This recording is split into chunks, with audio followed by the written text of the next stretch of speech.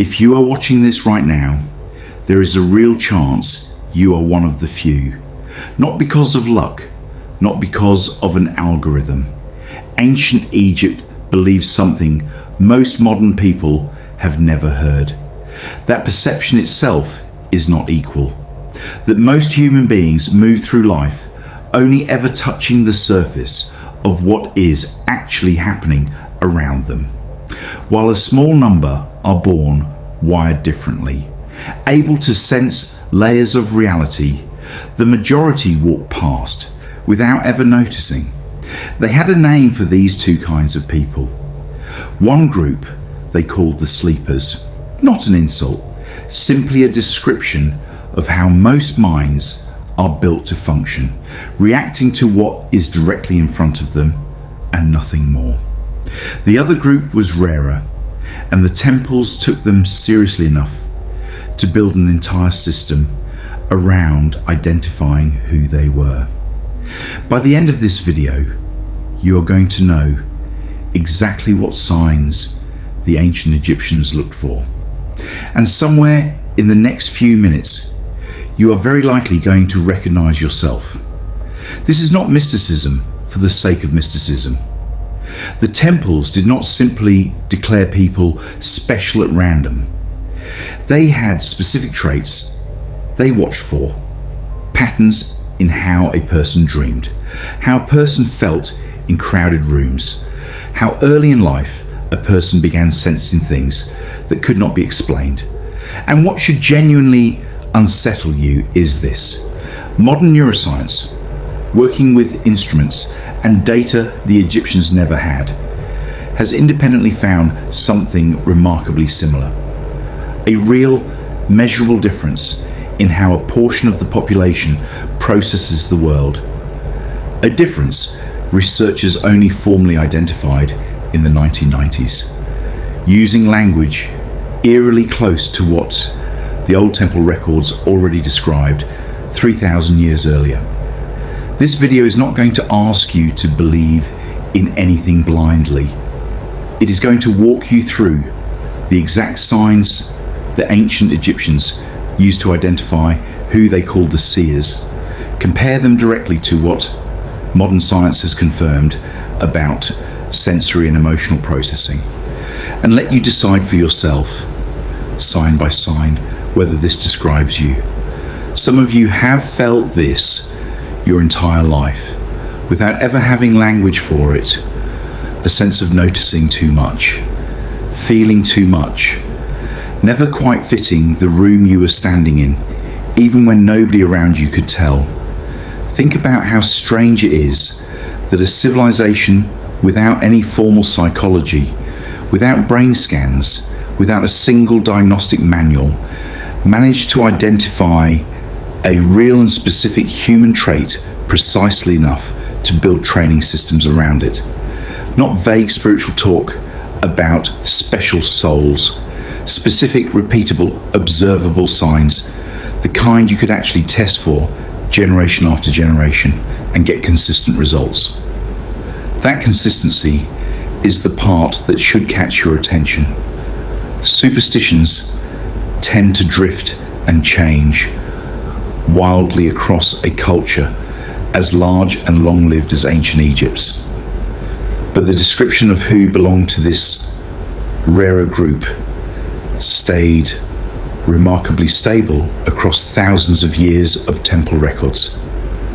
From different cities, different dynasties, different priesthoods that had little direct contact with one another.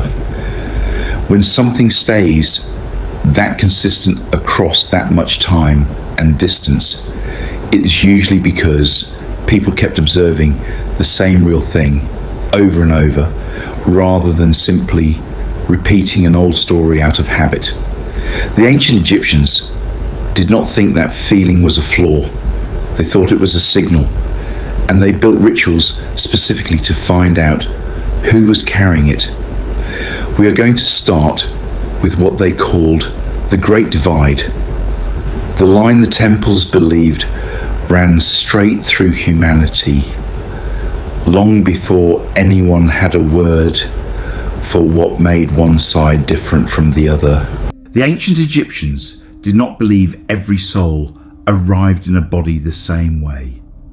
This idea runs quietly through temple records, funerary texts, and the structure of their mystery schools.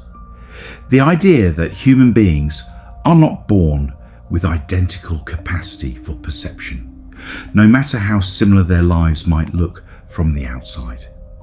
Egyptologists studying the temple hierarchy have long noted something unusual.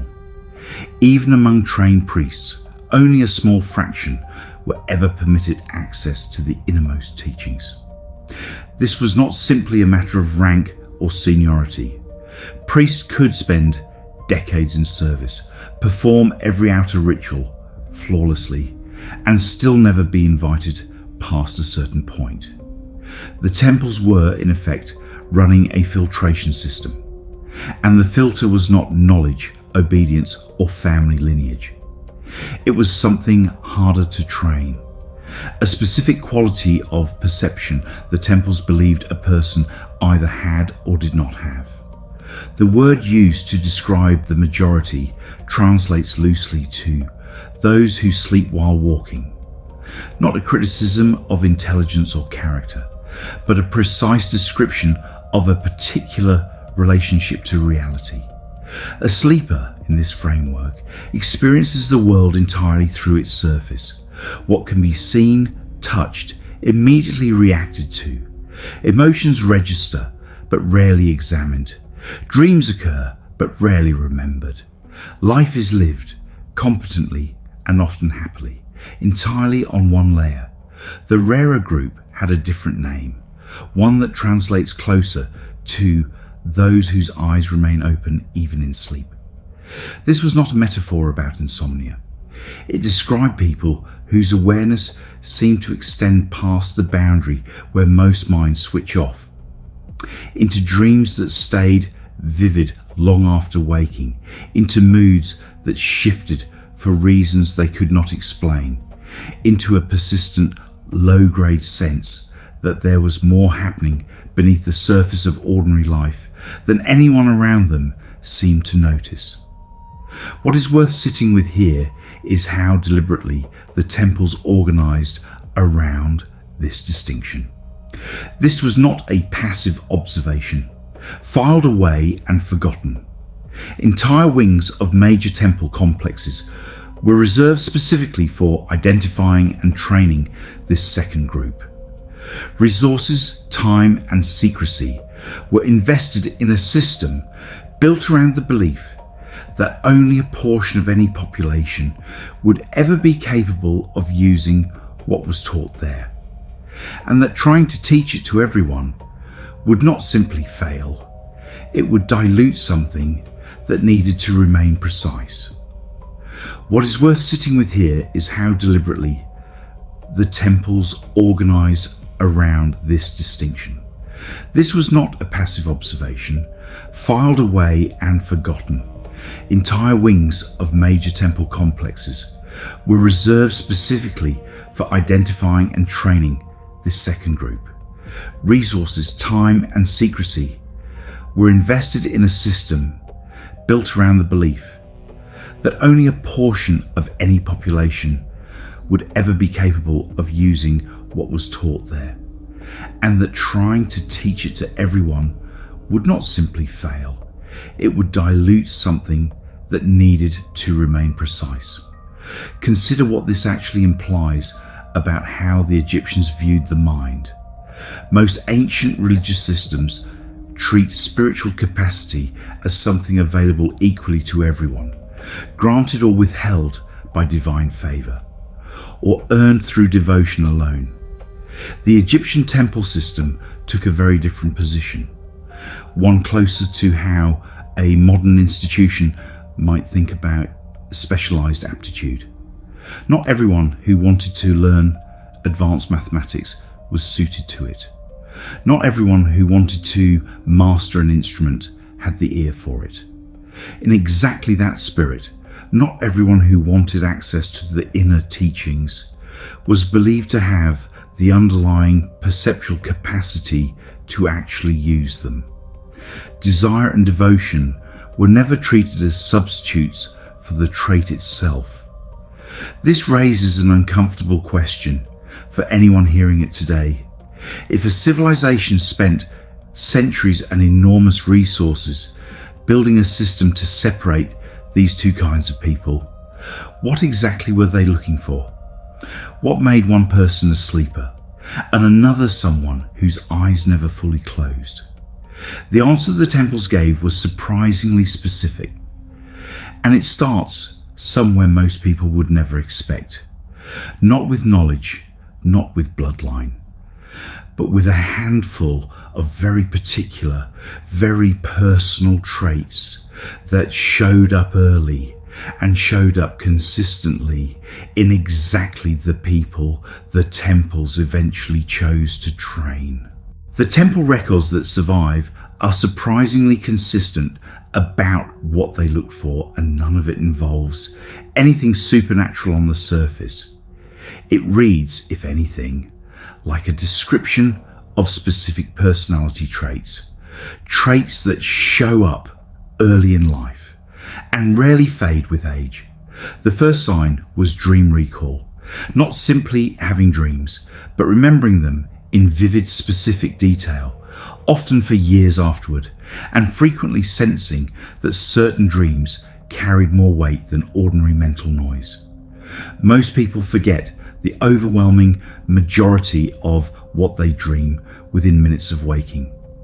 The individual's temples took interest in did not. The second sign was a kind of emotional permeability, a tendency to absorb the moods of a room almost involuntarily, walking into a tense gathering and feeling the tension physically before anyone said a word, sensing that a person across the room was struggling without being told anything at all. Ancient temple language for this quality translates roughly to a heart that hears, suggesting an almost literal sensitivity to what other people were carrying emotionally, whether or not it was spoken aloud.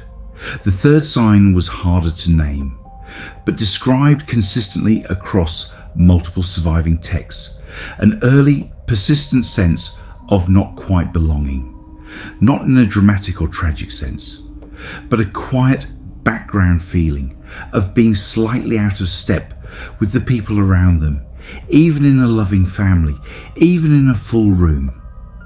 The Egyptians attributed this to what they called the wandering bar, one part of the soul in their framework that never fully anchored itself to ordinary physical existence, and spent a lifetime sensing there was somewhere else it was meant to be. The fourth sign was sensory intensity. Certain sounds, textures, lights, or crowds that others tolerated easily became genuinely overwhelming. Not weakness, the temples were explicit about this, but an unusually wide open sensory channel, taking in more input than an ordinary nervous system was built to filter out. The fifth sign, and perhaps the most consistently recorded, was an early fascination with questions most children do not ask. Not simply curiosity, but a specific pull toward questions about what happens after death, what dreams mean, why some people seem to know things they should not be able to know. This pull rarely came from a book or a teacher. It came from somewhere internal, and it came early, often before the age of 10, according to the fragments that describe it. None of these 5 signs on their own was considered proof of anything. A person could have vivid dreams without being one of the rare few. What the temples looked for was the combination. Dream recall paired with emotional permeability, paired with sensory intensity, paired with that persistent sense of not quite belonging. When several of these traits appeared together in the same person, especially from childhood, the temples took notice. None of these 5 signs on their own was considered proof of anything. A person could have vivid dreams without being one of the rare few. What the temples looked for was the combination. Dream recall paired with emotional permeability, paired with sensory intensity, paired with that persistent sense of not quite belonging. When several of these traits appeared together in the same person, especially from childhood, the temples took notice. It is worth pausing on how specific this criteria was. The temples were not simply looking for children who seemed unusually intelligent, unusually devout, or unusually well behaved, qualities that might make an obvious impression on any observer. They were looking for something considerably harder to fake and considerably easier to overlook. A particular texture of inner experience that a child themselves often could not fully explain, and that adults around them frequently missed entirely, sometimes for years. Several fragments describe temple scouts specifically instructed not to rely on a child's own description of themselves, since children carrying these traits often assumed everyone experienced the world exactly the way they did, and had no reason to think their inner life was in any way unusual. And here is where the story becomes considerably more interesting, because this exact cluster of traits, heightened sensory processing, deep emotional responsiveness, vivid inner imagery, a persistent sense of being different from an early age, is not just an ancient description anymore. It has a name in modern psychological research. And the story of how scientists rediscovered it entirely independently 3,000 years later is where the ancient and the modern finally meet. Noticing the signs was only the beginning. The temples did not simply observe a child and declare them one of the rare few based on personality alone. They tested it deliberately and according to several surviving accounts, sometimes uncomfortably. The most consistently described trial involved prolonged sensory deprivation. Hours, sometimes an entire night, spent alone in complete darkness and silence inside a small stone chamber. For someone whose nervous system processed the world at an ordinary intensity, this was simply boring or mildly unpleasant. For someone carrying the traits the temples were looking for, the experience was reported to be entirely different. Vivid imagery arriving unbidden, a sense of time distorting, sometimes an overwhelming flood of emotion with no immediate external cause. This was not cruelty for its own sake.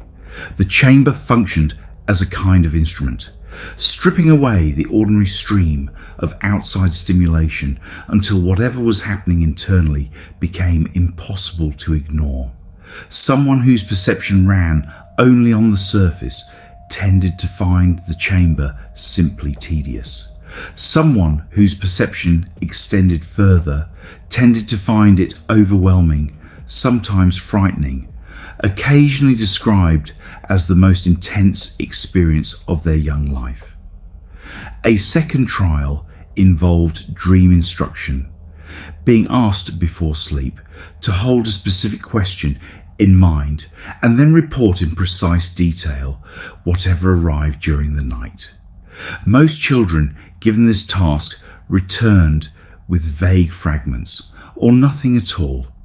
The rare individuals the temples were tracking often returned with dreams that addressed the question directly, in symbolic language consistent enough across multiple nights that it could not easily be dismissed as coincidence.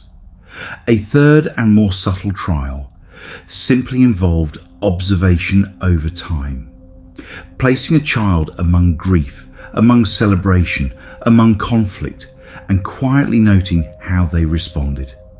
Did they absorb the emotional temperature of the room, or remain unaffected by it? Did they ask the kinds of questions that suggested they were sensing something beneath the surface of what was happening? Or did they respond only to the events directly in front of them? What happened to those who passed these trials is well documented.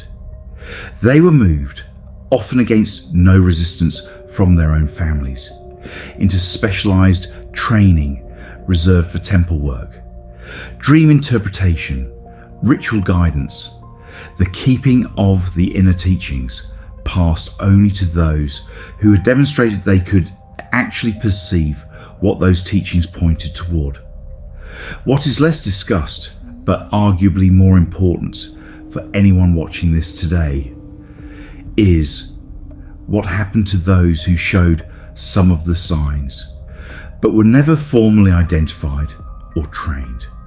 The records suggest these people lived ordinary lives, indistinguishable on the surface from anyone else. Except for a persistent undercurrent, the Egyptians described as a kind of quiet ache, a sense carried privately for an entire lifetime that some capacity within them had never been fully used. Not tragic, not damaging, simply unfinished. What is less discussed, but arguably more important for anyone watching this today, is what happened to those who showed some of the signs, but were never formally identified or trained. The records suggest these people lived ordinary lives, indistinguishable on the surface from anyone else, except for a persistent undercurrent the Egyptians described as a kind of quiet ache, a sense carried privately for an entire lifetime that some capacity within them had never been fully used. Not tragic, not damaging, simply unfinished. This detail matters enormously because it suggests something the temples clearly believed, that having the traits was not enough on its own. Recognition mattered. Understanding what you were carrying and why appeared to change the entire experience of carrying it, whether or not any formal training ever followed. There is a reason this detail was recorded at all, rather than simply left out of the texts entirely. The scribes who preserved these accounts appear to have considered it a genuine warning, not a footnote, as though they wanted future generations to understand that missing this recognition was not a neutral outcome. It was a real loss, quiet and largely invisible from the outside, but real nonetheless. Nothing in the language suggests punishment or failure on the part of the person carrying the trait. If anything, the tone is closer to regret on behalf of the community that failed to notice what was right in front of them. Which brings us to the part of this story. Ancient Egypt could never have proven on its own, but modern science, entirely by accident, eventually did. In the early 1990s, a researcher studying temperament noticed something that did not fit the existing models of personality psychology. A meaningful portion of the population, later estimated at somewhere between 15 and 20%, appeared to process sensory and emotional information more deeply than the general population, in ways that were consistent, measurable, and apparently present from early childhood onward. This trait eventually received a formal name: sensory processing sensitivity, and the individuals who carry it are now commonly referred to in psychological literature as highly sensitive people. The research since has grown substantially, and the description that emerged reads, with almost uncomfortable precision, like a modern translation of what the old temple records described 3,000 years earlier. Individuals with this trait show heightened responsiveness to subtle stimuli that others filter out entirely. A shift in tone of voice, a flicker of discomfort on someone's face, a change in the emotional atmosphere of a room before anyone has said anything at all. Brain imaging studies have found increased activity in regions associated with awareness and empathy when these individuals are shown images of other people experiencing emotion, compared to the general population. In plain language, their nervous systems appear to be built to register more of what is happening around them, both externally and emotionally, than the average brain is built to process. This same research consistently finds that these individuals report more vivid dreams, often with clearer recall, and describe a lifelong sense of being somehow different from people around them, frequently dating back to early childhood, frequently without any clear external cause. They also report heightened sensitivity to sensory environments generally. Certain lighting, certain sounds, crowded or chaotic spaces that others tolerate easily can become genuinely overwhelming. None of this proves that ancient Egyptian priests were conducting anything resembling modern neuroscience. They were not attaching electrodes to anyone's skull. But it is difficult to look at the traits temple records described: heightened emotional permeability, vivid and meaningful dreaming, sensory intensity, an early and persistent sense of difference, and not notice that a civilization 3,000 years ago appears to have identified, through careful long-term observation alone, a real and measurable trait that modern science only formally described using tools the Egyptians could never have imagined. It is worth being cautious here and saying plainly what can and cannot be claimed. Sensory processing sensitivity is a serious, actively studied area of psychological research, not a settled, universally agreed upon fact. And researchers continue to debate its precise boundaries and causes. What can be said with more confidence is this: the pattern the ancient Egyptians spent centuries training their attention on was not imaginary. Something real was there for them to find, long before anyone had the instruments to prove it existed. It is worth being cautious here and saying plainly what can and cannot be claimed. Sensory processing sensitivity is a serious, actively studied area of psychological research, not a settled, universally agreed upon fact, and researchers continue to debate its precise boundaries and causes. What can be said with more confidence is this: the pattern the ancient Egyptians spent centuries training their attention on was not imaginary. Something real was there for them to find, long before anyone had the instruments to prove it existed. It is also worth noting how this research typically gets discovered in people's own lives today. It is rarely a doctor or a school that identifies the trait early. Far more often, someone encounters a description of it by accident, usually well into adulthood, and experiences a specific and recognizable moment of relief. The sense of finally having language for something they assumed for their entire life was simply a personal oddity or a private flaw. That exact moment, described almost word for word by people today, bears an unmistakable resemblance to the moment ancient texts describe temple candidates having, when they were first told what they were carrying had a name at all, which raises the question the rest of this video is really about. If roughly 1 in 5 to 1 in 6 people alive today carries this trait, carries it in most cases, without ever having a name for it, without ever having anyone tell them what it meant, what does the ancient Egyptian framework suggest actually happens to a person who goes their entire life never understanding what they are carrying.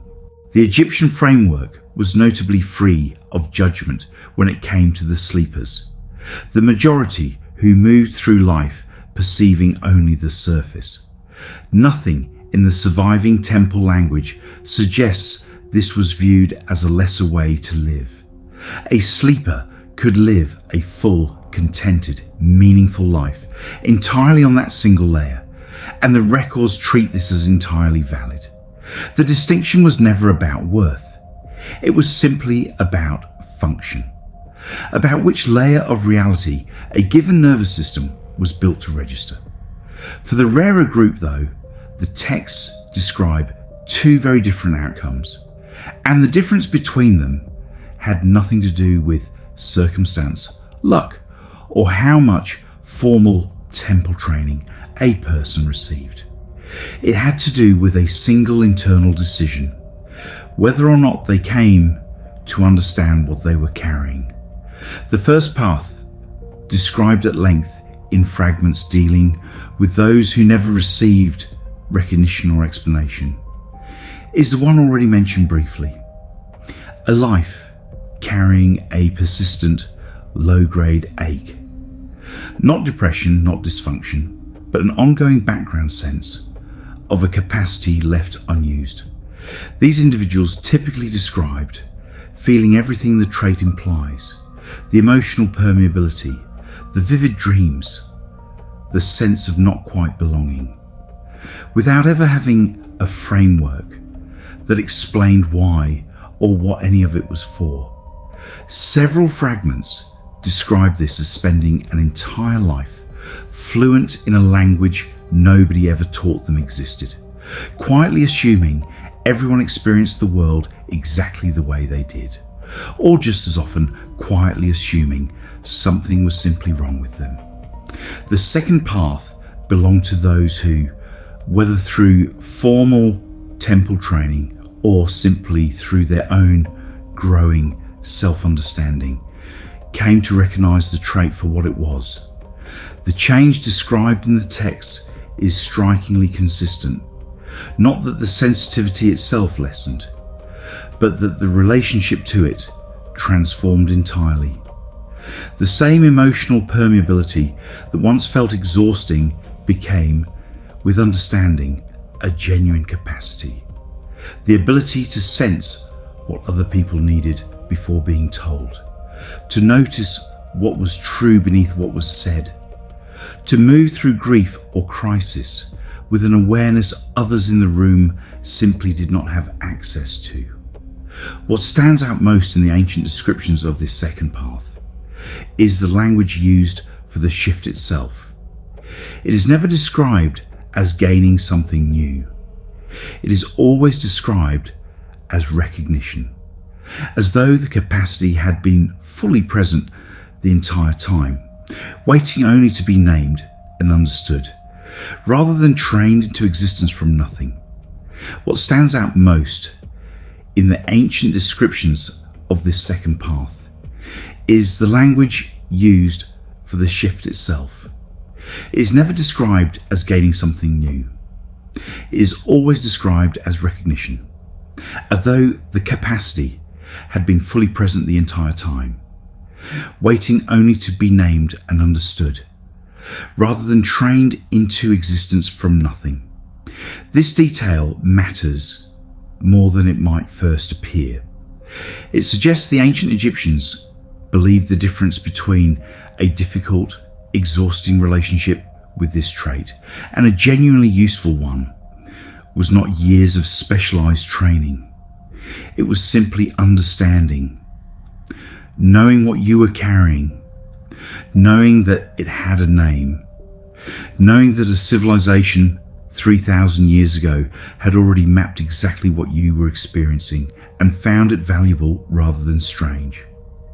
There is something quietly radical in that idea, especially set against how modern life tends to treat sensitivity of any kind. Where the temple saw a capacity worth cultivating, much of modern life tends to treat the exact same traits as inconvenient at best and pathological at worst.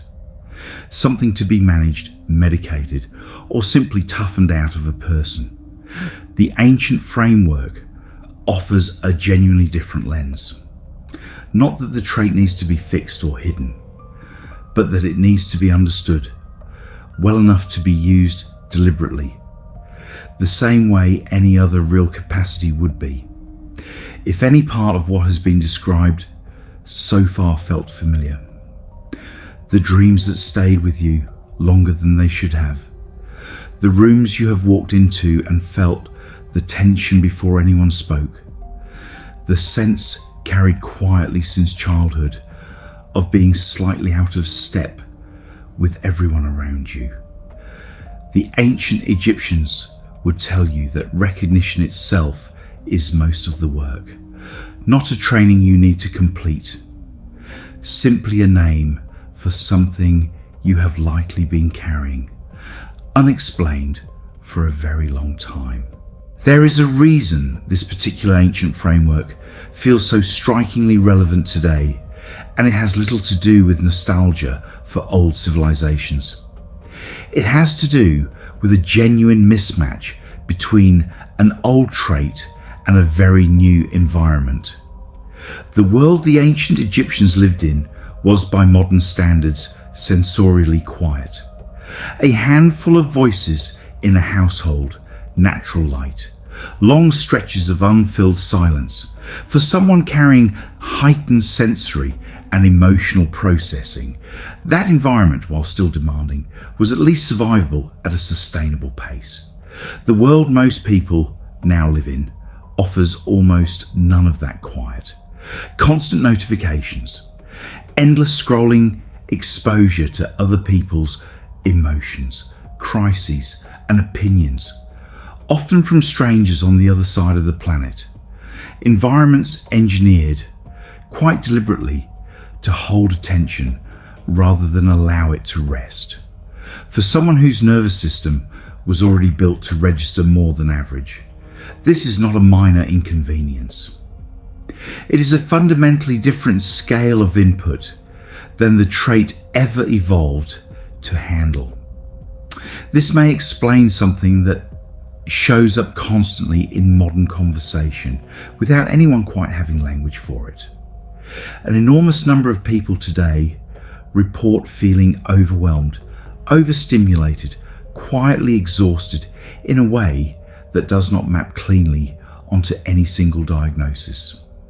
Some of this, undoubtedly, is simply the ordinary difficulty of modern life. But for the estimated 15 to 20% of the population carrying heightened sensory processing sensitivity, modern life is not simply difficult. It is, in a very literal sense, louder than the system was built for. The ancient Egyptian response to this was never to suggest withdrawing from the world entirely. Temple-trained individuals were not hidden away. Many held visible, active roles, interpreting dreams, advising on ritual, and offering guidance precisely because their heightened perception made them useful to the people around them. The goal was never less sensitivity. It was better understanding of it and better conditions to use it well. Deliberate quiet, deliberate rest, deliberate distance from unnecessary noise, built into daily life rather than treated as an indulgence. This is where the ancient framework offers something genuinely practical, not just historically interesting. If several of the signs described in this video have felt familiar, the immediate takeaway is not to fundamentally change who you are. It is to recognize that you may be operating with a nervous system built to take in more than most, functioning inside a world that offers far less quiet than the one that trait evolved within, and that the exhaustion this produces is not a personal failing. It is friction between an old design and a new environment. Exactly the kind of friction the ancient Egyptians spent centuries learning how to work with, rather than fight against. This is where the ancient framework offers something genuinely practical, not just historically interesting. If several of the signs described in this video have felt familiar, the immediate takeaway is not to fundamentally change who you are. It is to recognize that you may be operating with a nervous system built to take in more than most, functioning inside a world that offers far less quiet than the one that trait evolved within, and that the exhaustion this produces is not a personal failing. It is friction between an old design and a new environment. Exactly the kind of friction the ancient Egyptians spent centuries learning how to work with, rather than fight against. There is a particular kind of relief that tends to arrive with this reframing, one worth naming directly. Exhaustion that has no clear cause is often quietly frightening, because it feels like evidence that something is wrong with you specifically. Understanding it, instead, as a mismatch between an old, sensitive design and an unusually loud, modern environment shifts the entire story. The problem stops being something is wrong with me and becomes I'm operating a finely tuned instrument inside conditions it was never built for. Those are two very different stories to carry, even though the underlying feeling is identical. Understanding this does not require a temple, a ritual, or years of training. According to the very framework we have spent this entire video exploring, it requires exactly one thing: recognizing clearly and without judgment which side of that ancient divide you have likely been standing on the whole time. 5 signs: vivid, lasting dreams, a heart that reads a room before a word is spoken, a lifelong sense of standing slightly outside the group, even in a family that loved you completely, a nervous system that takes in more than most: sound, light, other people's pain, sometimes more than feels manageable, and since childhood a pull toward questions about death, dreams and meaning that nobody ever had to teach you to ask. The ancient Egyptians built an entire system around identifying people who carried this combination because they believed it mattered, not as a mark of superiority, but as a kind of quiet responsibility, a capacity that, once understood, could be used rather than simply endured. If most of what you heard in this video felt like it was describing something abstract and distant, you're very likely one of the sleepers the Egyptians spoke of. And that is a completely valid, full way to move through life. But if instead you found yourself nodding along, recognizing dreams you never told anyone about, rooms you have felt the temperature of before anyone spoke, a sense of difference you have carried since you were young enough not to have words for it yet, the ancient framework would tell you plainly, you already know which side of that line you are standing on. You have simply never had a name for it until now. That alone is worth sitting with for a moment before you go. It is worth saying plainly before we close. None of this is meant to sort people into better or worse categories. The Egyptians themselves were explicit that the sleepers lived full, valid, meaningful lives. This was never about superiority. It was about a small number of people finally having language for an experience they have likely carried, quietly and without explanation, for as long as they can remember. If this video put language to something you have carried quietly for a long time, hit like so it reaches more of the people it was actually meant for. And subscribe, because we go deeper into exactly this kind of ancient framework every single week. The parts of old wisdom that modern science is only now beginning to catch up to. Before you leave, tell us honestly in the comments, which of the 5 signs hit closest to home for you?